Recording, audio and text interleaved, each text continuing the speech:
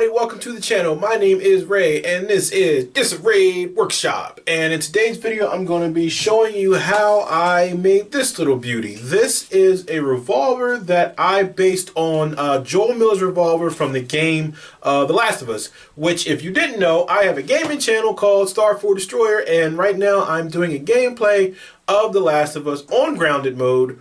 And I'm not doing a permadeath because that's impossible for me, not for anybody else. But anyway, I love the game. You should definitely check that video out.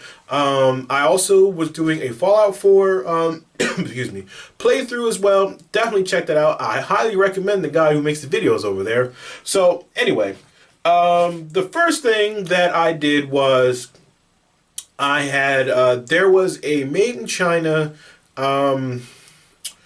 label right on the gun, but it was like embedded into it. It wasn't raised, it was recessed inside of it. So I had to get putty glaze filler to kind of fade that in, let that harden, and then I went on and started sanding the whole gun down, you know, just knocking down that first little residual layer of plastic, resin, whatever you want to call it. That way the paint that I'm going to use will have something to grab onto pretty good.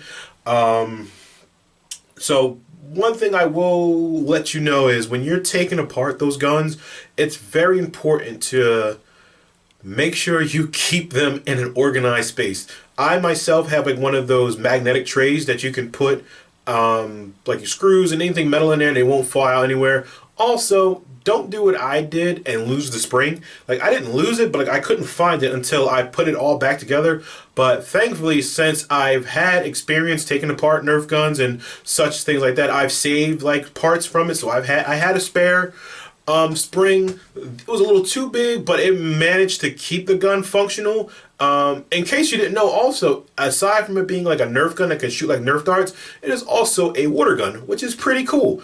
So after I sanded everything down, the next thing you want to do is when you go to spray paint this, when you spray paint the guns in general, if you're going to take the hassle of taking them all apart and everything, right, what you want to do is make sure you spray the inside as well, like, because it just gives it a better, let me see how I can phrase it, there's less chance of you catching a glimpse of unfinished paint if you just went and like sprayed the outside of it without taking it apart. That's normally why I will take a gun apart, just so if there's any like open parts, like back where the hammer is, there's like this gap right here where the hammer is, and you know, I wanted to make sure I got all of that stuff in there.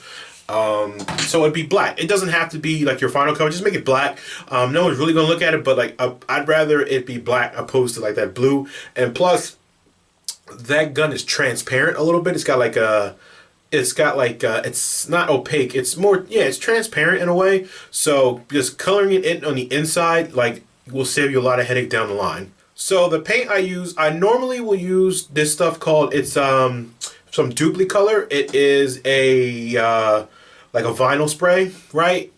And the reason I use that is because it's very thin, it's not heavy, and it dries like really fast. I usually use it in a flat black paint, but at my local AutoZone I couldn't find it. They only had the gloss one, which isn't a problem, but it's just an extra step because now after I sprayed it with the gloss one, I had to go in with a flat black Rust-Oleum spray, spray that all down, and that way I could achieve that flat black appearance on the outside and the inside. All right, so now we put everything back together. The next thing we're gonna do is plug the screw holes, and this is like the point of no return, because if you don't plug, if you choose to plug the screw holes, that means you can't go back into it. Like there's no going back after that, which again isn't a problem because if you spray the inside, it should be fine. But if something happens and it stops working, it will be a pain to open it back up again. And unfortunately, that happened to me because the spring I used that would lock the hammer in place, it would cock back and you could lock the hammer in place and then fire. It doesn't do it no more. So it's stuck like somewhere up in here. It still works, but now it only works when you shoot it like that. I'm not And the water still works on there. I'm not mad about that because it was a fairly inexpensive gun and it wasn't very powerful or anything. So I don't plan. It's more or less for cosplay purposes and prop purposes. It's not a competition grade weapon. So I'm not really mad about that. So like I said, there's screw holes you would go in there and you would fill those in just to give it a more realistic look. I use the same thing. I recommend you using a two-part epoxy.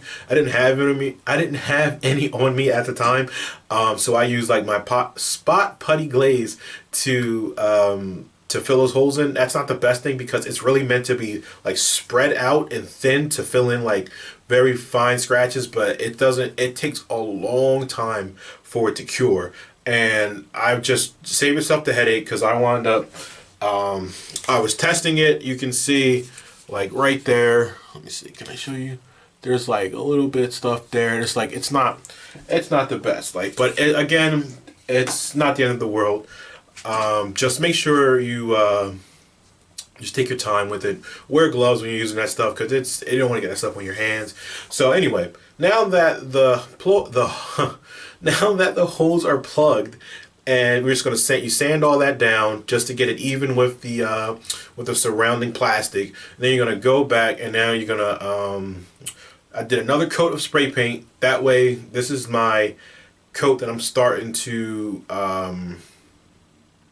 what's the word? I'm starting to get like my final color in. You know, this one is going to be, I think, with the black coat was for the grip. Because the grip is a little darker than the rest of the gun. It's like a kind of dark steel look. So now that the base layer is done for the grip, I'm going to mask off the rest of the gun. And a cool trick you can use is the green frog tape. That stuff's not very tacky and it leaves a clean edge when you pull off of it. So what I did was I just like taped around the grip here. And then I got some saran wrap. And a cool thing about that, to save you on tape and material, you just take saran wrap and just wrap the rest of your piece together. And you don't have to waste that extra time like spray painting over your material that you can use for other stuff. You know, like if you use newspaper or extra tape, you know, just save yourself some time. It's very quick, goes on. You can achieve the same effect with like old shopping bags, you know, like the disposable bags they give you. Or like sandwich bags or anything. Something just that'll cover a large area and you should be fine. So now that the paint is done for the grip and for the rest of the gun, the next thing is going to be is to weather it. I did a black wash, acrylic wash over the whole thing just to give it more dingy, bring down, like knock down some of that color because I think it was a little too bright for my taste, but I knocked the color down a lot. And then what I did was I found those, if you ever watch the Bob Ross the videos he does, you know, when he does like the tutorials on painting, I found those exact paints he uses, the Mozart paints, and I didn't even realize it was them until I looked at them and it said like ochre and titanium white. So I was like, oh snap, it's the Bob Ross paint. So anyway, I used the acrylic oil paint for the rust that's kind of on the edges around it a little bit, like little splotches. I would, in retrospect, I would have used the acrylic paint, my my copper, my burnt umbers, for the rust because that it would stand out more. The oil paint, it's a real subtle look to it. I would more or less use oil paint for like dirt and grime on a lighter surface. This is already a pretty dark gun, so I wouldn't have used that for it. But you know, it still came out pretty good. I'm happy the way it turned out. So the last part of this whole project would be to give it like that weathered look along the edges, and I used my favorite rub and buff, the Silver Flake rub and buff. I just went along the edges and just started scarring it where, you know, it would be chipped and dinged up down to the bare metal, to the bare metal. And after all that, I gave it a coat of matte clear coat, and I use matte a lot because that knocks down even more gloss that might be on it because it's not a glossy thing. It's not new. It's not factory new. You know, it's been in the post-apocalypse, you know, there's freaking fungus running around eating people. So that wouldn't fit the theme of the prop. Also, if you may notice, I had like bullets made for it. This right here, these are the bullets that I use in my prop. for the photos I used for it. And this actually came from another gun I had did a few months ago. This one right here. This is a 44 Magnum. I don't know. But this is a really cool gun that has a rotating cylinder, and the cylinder pops out like that. And it came with these pretty cool. It came with these cool bullets. Whoa, just like that. And I just like marked them up and whatever, you know, made them all dirty. And see, it has like six cylinder rotating barrel, which is pretty cool. It doesn't fire or anything. It's purely a prop. I opened this up a while ago and I put some weight in here so that it actually has weight to a gun. And just to give you perspective on how big it is, like that's this gun and that's that gun. So this is pretty long, you know. Like I said, it doesn't fire. This one fires. So I'm happy with how both of them turned out. All right, so that's how I made my Last of Us gun. I know Joel's gun is more of a snub nose, you know, like this part. Theoretically, like if I wanted to, I could like cut out like this part and slide it back. But I figured I wanted to keep it semi-functional. I didn't want to, because then I would have to inside here for the water gun to work. There's a clear tube that runs from the bladder here all the way up and right through here, and I would have had to take this and like wrap it around there, and I didn't want to clog up the tube or anything, and then it wouldn't fire at all, and then I'd be out of it. So you can see like down the barrel, this is where you would, this little nub here is where you would attach the you know, your dart. It's just a single fire. You pull it in there and you shoot it out. If you wanted to, you could honestly, if you opened it, remove all this stuff. It can be a really cool prop gun. If you didn't want it to fire anything, you could open this up, remove all of this, put like some pennies or washers or anything like that. Really give it some weight. I may do that. I'll put a link to where I got this from. I got it on Amazon. It wasn't expensive at all. It's actually a pretty cool transformation, if I do say so myself. But anyway, this is the video. I'm going to wrap it up here. I've been talking forever. Go over to Star 4 Destroyer, watch my gameplay. You'll see me use this bad boy. I think I just got it in the game. So this is an iconic gun.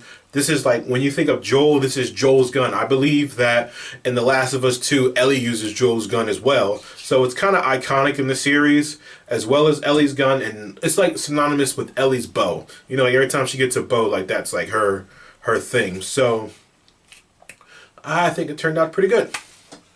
All right. I thank you for liking this video. Have a good day.